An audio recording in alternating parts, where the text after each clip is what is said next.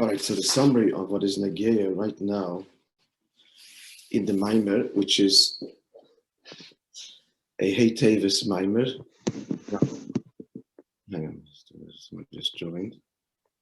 Mute you. Which was given out for Hey Tevis Tafshin Nun. No, sorry, Tafshin Nun Beis.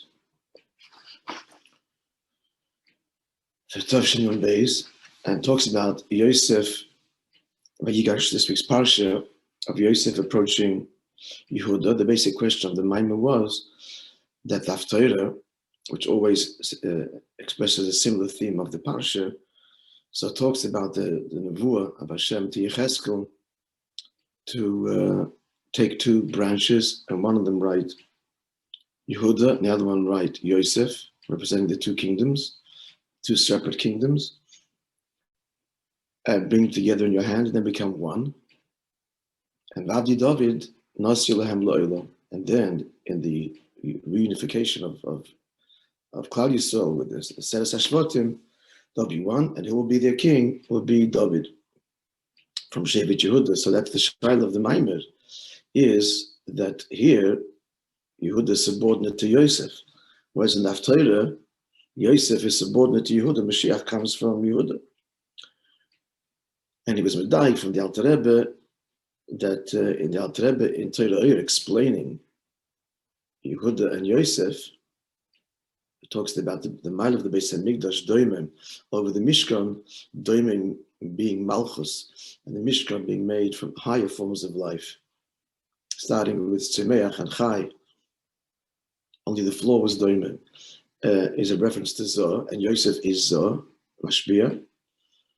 So the Alter Rebbe talks about the mile immediately in explaining Vigash Elav Yehuda, the mile of the Beis Hamikdash, which is Lasid Love, which is the Haftarah. But how does we explain that in the story of Vigash itself? So it must be that in Vigash Elav Yehuda already is the mile of Yehuda, the mile of Malchus is already expressed, notwithstanding the fact that Yehuda is subordinate and he's pleading with Yosef at this stage. And throughout the story, Yosef remains the king and the leader. So he started to explain. So just to summarize what we said in the Oiz Gimel, and I want to point out the Maimon is extremely nuanced. It's a mugger, as often the case of the Maimorim, and we hope that we're saying the right pshat, open to anybody and everyone's contribution. In Oiz Gimel, identified three matzovim. This is not spelled out, al beis Gimel, but that's what comes out. There's three matzovim in the relationship, or this matzav of Malchus, the matzav of Zoh.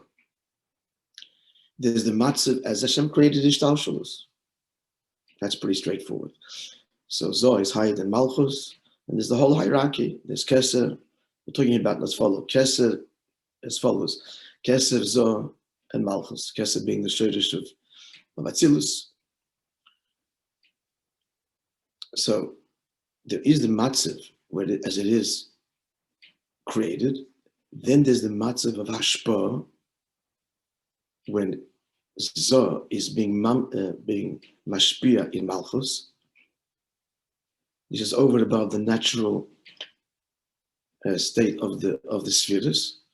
Zoh its world, Malchus is its world. They're separate, but they're connected harmoniously. Then there's the union. Al derech harogel. Al derech harogel means a union that Zoh initiates. Basically, that's what will come out. That's one kind of hashpah. Now, for Zoh to be mamshech in Malchus, the principle, it draws on Keser. L'chayre, simple pshat meaning. Keser, we know the parallel of Keser is Ratzon. So, there's this oired by Zoh, the desire, rooted in Keser, to mashpia in Malchus, and there's hashpah. And in that hashpah, it's rooted in Keser. What drives that union of Zoh and Malchus is a desire, a will, the desire to be together. The desire of Zoh to be mamshech, nimshech in malchus. That's the second state. And when that happens, so Hishtalshalus, Zoh itself having connected to Keser, so Keser suffuses to a degree. Hishtalshalus, this is the Arba Yodos Yelachem, without going to the Psukim again now. Chamishas Nepari, I'll explain in a minute the players see what they represent. But let's just first get this nakuda, that when Zoh is mashpi and malchus, drawing on Keser, this causes a Zoh, because it's drawing on Keser. So there's this gilui of rotzen that's animating this hashpah.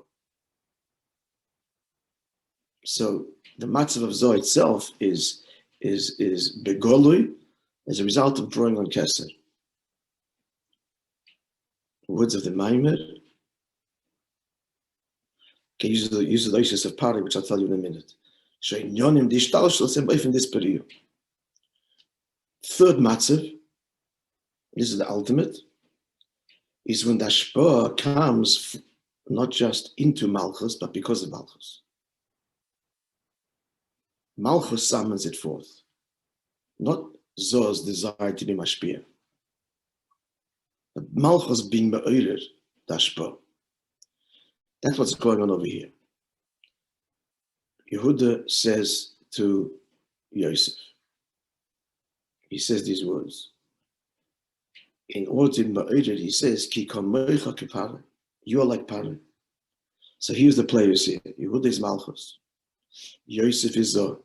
Yosef is mashpia. Begashmias, he's mashpia. He's the one that has the food. He sustains everyone. Zoh is Yisoid. The ikar of Zoh is Yisoid. That's the actual hashpah. That's where Yosef is tested in the yin of Yisoid, because that's his inyan. Paroi, the shortish of Paroi, the Maila, as in the principle, the lower something is, the higher the shortish. Paroi's shortish is, in the words of the Zohar, is periu kol nahirim. The word Paroi means to peel back, as in the active in Mila. There's the cutting, chticha, the krisa, and then there's the priya. The merle has to tear back the membrane, revealing the aver, the rosha aver. So Paroi means to peel back. Is periu kol nahirim means peel back of all of the lights, from him is periu v'izgalin minei kol nahirim. From him is revealed kol nahirim, all the lights. Keser. Within Keser, there's Keser stam, and there's etzem of Keser. Or it doesn't use the word chetzenis in primis, arich and atik. It uses Keser and etzem of Keser, which that's what it means, atik and arich. So, under normal circumstances, though hashpah going on, just as the Eibishter has created the hierarchy of Hishtalshalus, then each sphere in its harmonious place, Paroi is Paroi, Keser is Keser, remains disconnected in Ba'ifrim Goloi from the dargas which come from it. Under normal circumstances, we don't manifest our will, our rotzen, our desire. Talking about this, the regular matzav of interaction.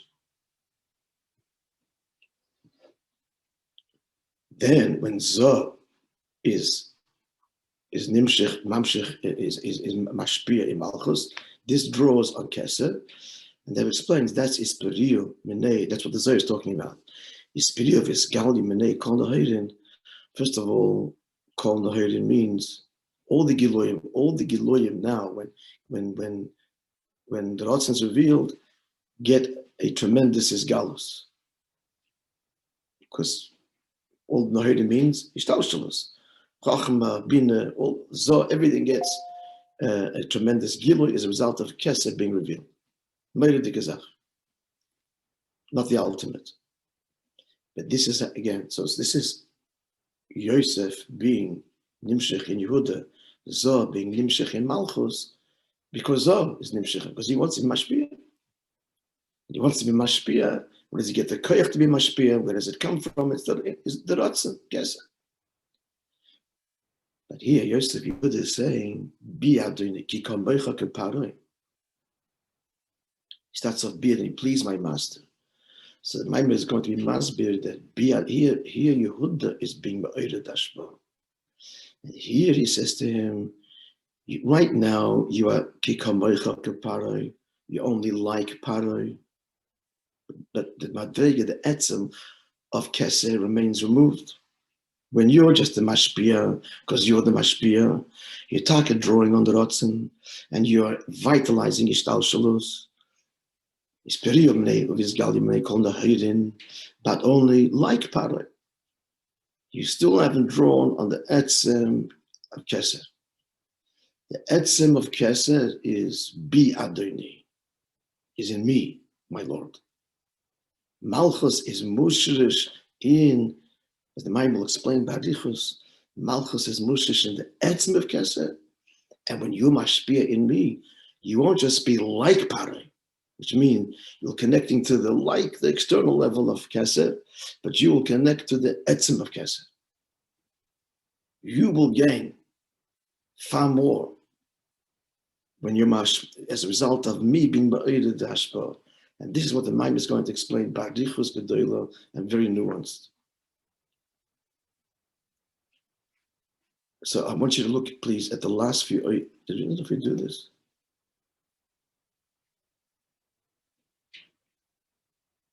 Yeah, we finished it. But let's look together the last 3 lines of the first paragraph of, there only is one paragraph, of his Gimel. Everybody's with me so far. I need a little heads up, thumbs up, yeah? And nod, shkoyach, okay. A gulp of coffee.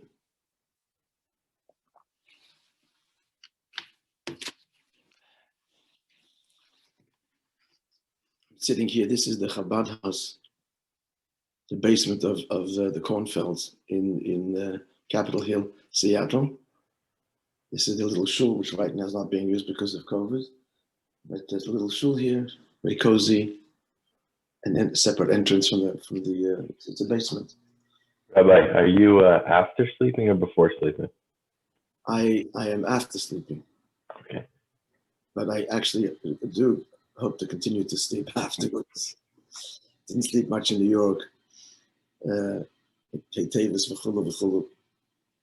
Baruch Hashem. Okay, so let's look at the last couple of lines, last 3 lines of Ois Gimel. I'm speaking low. There's no reason to speak low. You can hear me? Okay. I'm in the basement. No one can hear me. Please, literally, but be also means in me, my Lord. For you are like paroi. Through the Ashpah in Malchus, be beyond in me. Hashefam Yisai, Ashpah from Yisai, which is Adoni, my Lord Yosef. Shadizeh is Galab Malchus Asher Shalom. So you Ashpah in me, and the deal could be because of me, because Malchus has been ba'ered. Then Etzem HaKesed. You're going to be like paroi, but paroi mamish.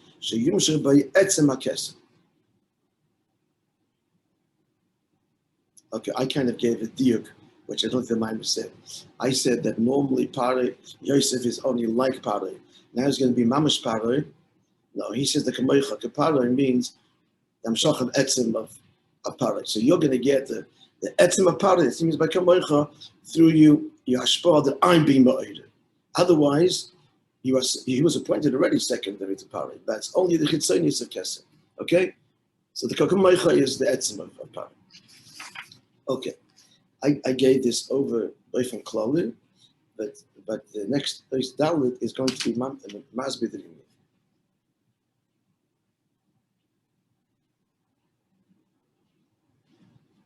Yeah, so it is biur, if to understand, Harigam Zeh Shayisoid Mamshid Ba'Keser B'Chlal. We said before that which Yisoid is Nimshech in Keser Fishim Yoni Shal Yisoid Hu Shul Mashpil Malchus. What's Yisoid's Inyan? to remain separate from Malchus, as Hashem created it naturally. We speak of the husband and wife. To use a Moshe husband and wife, so you say it is the husband, of course, the Malchus is the Isha. What's the Inyan? Just to be friends? No, the Inyan is to be Ashpa and to unite. So that draws on Kesed, his desire for her. That's what Ashpa, that's what's Ma'id Ashpa. So who? Shemashpia, the Malchus. So that's what happens when Zohar Mashpia. It is Mamshech from Kesed. And yet, we're saying, you have to understand why, when the Ashpa only comes from Yisoid, we're saying it's only the lower level. What changes and what's added? How does this work? Now the Yehud is asking, which simply means that in Malchus, so how does that change everything? How is this being mamshech from that? It was stated before. He's asking, how does it work? Every time that Ashpa is from Kesed. So why only now is the etzem of Kesed when the Yehud is being ba'ir the Inyan? I've kind of given it to you already because in identifying the three levels, here it's going to spell it out to be masbid in barichas. Barichas gedolah. The explanation is the Inyan, the bi'adonihu, when Yosef says, please my master, lo yisoid mashpia lemalchos. This is not Yisoid being mashpia. Ella, look at the italics. The focus here is that in Malchus the Ashpa of Yisoid should come, which simply means that the difference is the emphasis with it's starting with, and what's going on here is Yisoid being mashpia, or the kvesh is Malchus initiating, bi'adini, me. It's not so clear in the words of the Maimon, but that's seems what he's saying. It's not that Yisoid is mashpia, but that in Malchus should be nimshech dashpa. So the emphasis here is Malchus. I'm going to put this in very graphic terms so we can understand it. Being an Ishri Isha is Yisoid and Malchus. So this one connection is because it's his desire. That's one level. And there's another level of union is for her need. And the chidush is that when it's selfless, then that Yisoid itself is lifted to a whole new level. Because Yisoid unlocks the etzem, the etzem of Kesed, the emes tainug, not just a rotzen, but the emes atzmis the tainug is nizgale in Zoh dafke when it's not about Zoh, but about bi'adini, and about Malchus, about his obligation to her, mitzad her. It's a push to Oisius, Begashmius, and it works this way lamata because it's a reflection of way lamaila, and that's the way it has to be lamata. Okay, having said that, it will be just easier for us to understand. Although the Moishe that gives here is dibur, the Moishe that gives the Maimon is dibur. Let's have a look, because dibur is Malchus. So let's continue. The Maimon v'agilu the keser shenimshech al yidei sham Malchus makabeles hashefam Yisoid. The giloy of Kesed that is Yisoid is the conduit for, or draws on. More than a conduit. Yisoid is empowered, driven by Kesed, by Rotzen. So the giloy of Kesed that's nimshech through the fact that Malchus is makabel the chef of Yisoid, who gili naili Yosef. That's much higher than the giloy of the Kesed shnimshech halidei Yisoid mashpia Malchus. Much higher than Yisoid doing its thing, its desire to be mashpia. So I give a moshel Gashmi. Actually, I didn't explain it, by the way. The moshel of the moshel Maimon is going to give is going to be masbi why this works. I just told you in Mitzias that it works that way. But the Mitzias, the Tainug of Yesoid connects to the emes Tainug, its own Pnimisdik Tainug, when the whole Ashpa is not about itself. It's Mitzias, but what's the Hasbara? We're going to see it more in Dibur.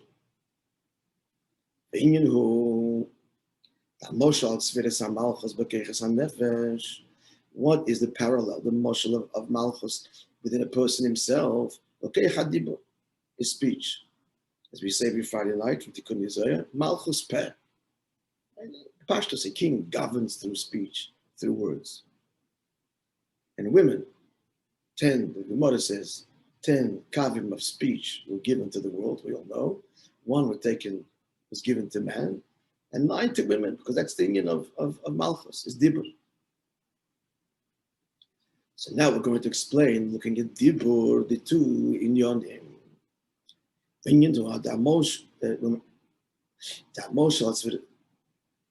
Sorry.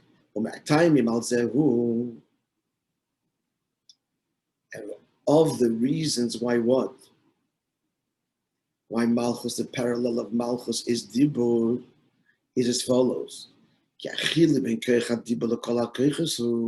What's the difference between Dibur, speech, and the other faculties of the Nefesh? Is as follows. And of course, he means Maisa as well, but Dibur. Everything else is for yourself. He understands, he feels, he thinks even. Whereas Dibur, but speech, you don't need speech for yourself. The whole aim of Dibur is to communicate to somebody else. That's one Nakuda. You have to get this 2 Nakudas he starts to say here, which he develops later in the Maimon. That's one. Bishvil Azulus. Moreover, this that the words are heard by his fellow to the other, the words have to separate from the person. I've got to, say those words and they leave me. And once you've said the word, the power of the speech, you can't get it back. It's finished. It's out of your control. While you're thinking, I can still, it's still within me. But when I say something, that's once you've said it, it's done. So the nasa nifred me'aldam amadaber, the word becomes separate from the speaker. Now, 2 inyonim then. So the first thing was that it is bishvil azulas, and the second thing is it's separate, becomes separate from it. Now he adds the same movement. Since the inyan of Dibur is what? It goes mechutz of the person, the word is uttered. So if we're looking at the source of Dibur, the koyach, before the faculty itself, what it is in its potential state, before he actually speaks, the faculty of speech. Even though the faculty still haven't spoken yet. So I can speak, but I didn't. So even though the koyach dibur is in the person, in yonahu, what is it? Its content. What is it? Its identity. It's a faculty within the person that I am able to completely transcend myself. It's a faculty within me that allows me to go beyond myself, and to speak to somebody else and give him my words. All right, so it's a faculty within the nefesh that has the capacity to go outside the nefesh. Now, was that clear? So what did he say now? He started off saying that in Dibur number 1, is contrasting Dibur to the other Keichas and Nefesh, that's all to understand Malchus. So first he says is that all the other faculties are for you, Dibur is for the other person. Secondly, Dibur actually leaves the person, Yoitze, Lechutz, and becomes Nifrid. And that means, therefore, that the faculty of Dibur, even before we actually do that, it's the capacity within the Nefesh to go completely outside the Nefesh, to connect to a world outside of me, to somebody else.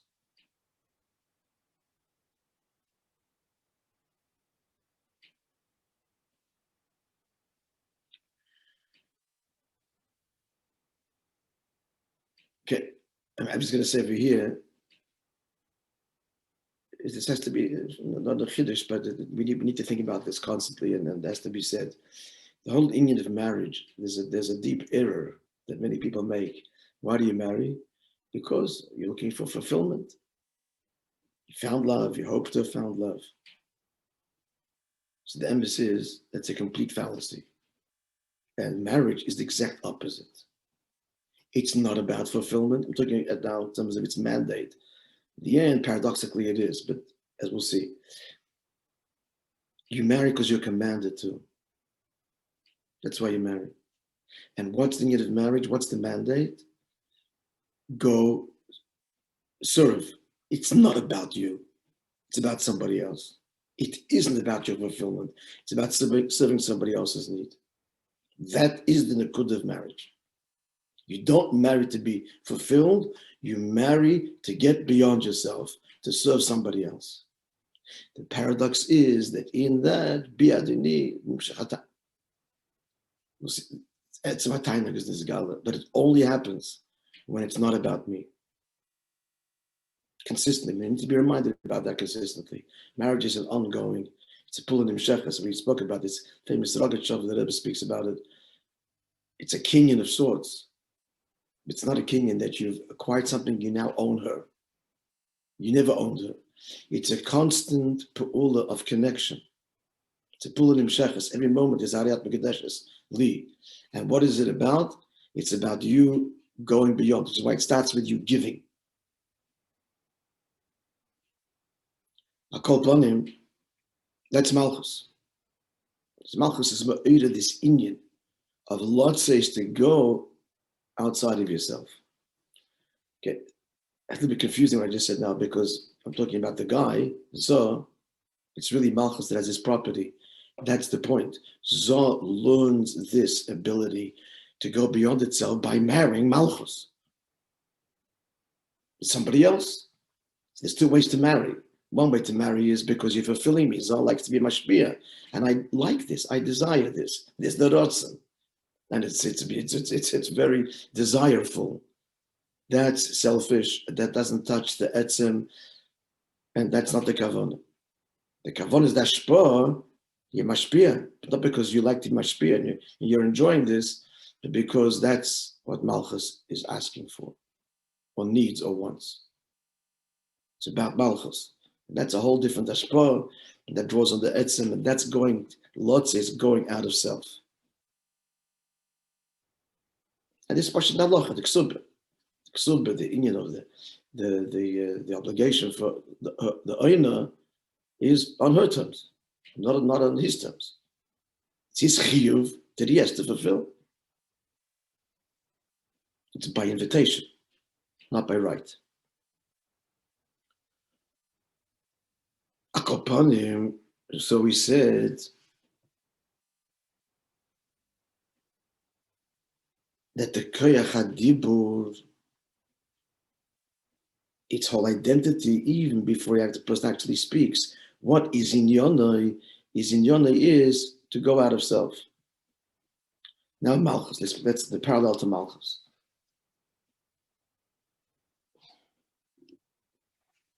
That is a Malchus, and likewise Malchus, Shegam b'yoseh batzilus. Again, so the parallel now is the koyach hadibur, before the actual dibur. Shegam b'yoseh batzilus lifnei sheyirev deslachis. We'll have a sesnevroyim even before Malchus descends and says the word, "Let there be light." So even before the actual ishavos. It's already the shirish from Nivroim because the inyan of Malchus is to create and connect to a world outside of self. Yeshloim, the Rebbe said, Chidush now, there's so many Yeshloimas here. Of the explanations, amongst the explanations, that the dibur is rooted in etzem hanefesh, unlike all of the other faculties. Not chochem, not seichel, not midas. In brackets, the mailim asher the kol hakoiches. Why? What we're saying now. All of the other koiches, which are kind of the natural expressions of the nefesh. In Yonam Hushem Gilead Nefesh. All the other faculties are expression of the self. The natural expressions. The Gilead Hubekiruv La'inyan Shum Megale. Revelation is close to that which it reveals, because it's the natural expression. So all of the other koiches don't draw, as he's going to say now, on the etzem nefesh. They draw on, and they are expressions of the nefesh. Giluyim.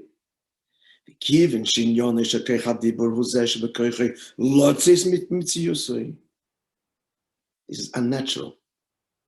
Let me explain. Let's see the oisius.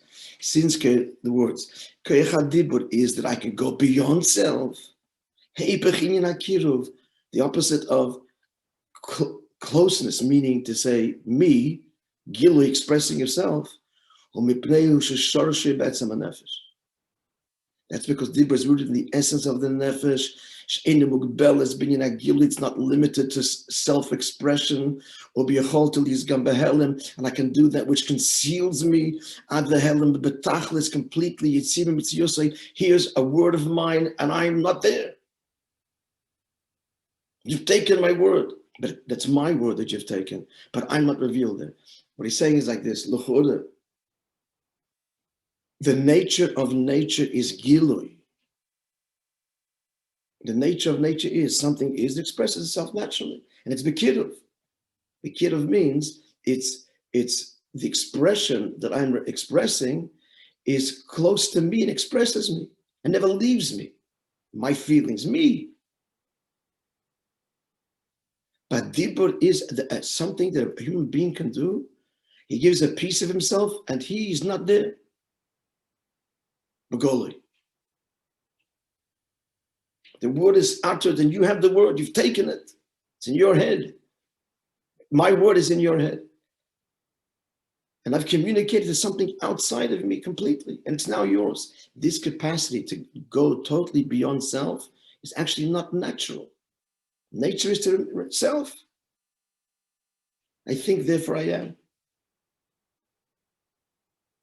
That draws on the etzem nefesh. That's not mugbal in the Hagabol of nature, which is to naturally express, but can even express itself in something where it's not revealed and someone else has. In simple language, to be able to go beyond self and connect to other, and it's about the other, and you've given yourself of other, that is beyond the teva of teva, which is selfish, which is me. And that draws on etzem nefesh. Again, simple, to put it down in simple language, to go beyond yourself and serve, speak, give up yourself, that draws on the etzem. Why does it draw on the etzem? Because nature is me, selfish. It's bekiruv. Everything is expression of me. I'm not going out of my comfort zone, out of me. To give a shtick of me to somebody else, that is unnatural, and that's from the etzem nefesh, and that's what speech is. The root of dibur, it's the lowest koyach. It's rooted in the etzem nefesh. It's the capacity for a person to be able to connect to someone else in such a way that when he's expressing those words, he's totally concealed in those words. And it's from him, and he's given it to that person. Because the person hearing those words, in those words, if they delve into it and so on, it will connect to the deepest part of me. But chitzonius, that's work for the listener to do. But that's the listener's job. I'm speaking, it says connecting to the metzius outside of me, so much so that I'm concealed in the words that I'm speaking. Now the chitzonius is there's just words. The be'emes, his speech is this incredible ability to communicate to somebody else. Which is why speech is so powerful. You know, as kids, we would say sticks and stones can break my bones, but words can never hurt me. It's the biggest fallacy in the world. Sticks and stones, you'll heal. Words, someone said, you don't heal. unless they will reach into you and heal you. Very difficult to heal from words that were spoken to me. If it's someone that I was close to, and to be very abusive, very hurtful. Why? Because in words, the truth is that the etzem of the person is being given over, is being expressed in this ability to say a word and express something to another person. Even though bechitzonis, the person's committed behelim, it's just a word, it's a sound. And again, if someone doesn't understand English, they're getting nothing. It's helim, they're just hearing sounds, collision of the 5 organs of speech. Bechitzonis, it's a complete helim. And it's separate from me. I've said the word, it's out, you can record it. It's in your head and your memory, but it can be recorded on the machine even. But that comes from Etzem HaNefesh. Okay, so continue Beis Hashem tomorrow. Ian then goes deeper and deeper in the union of Biyad Yoni, the Mile of Malchus. And Ashba, therefore, that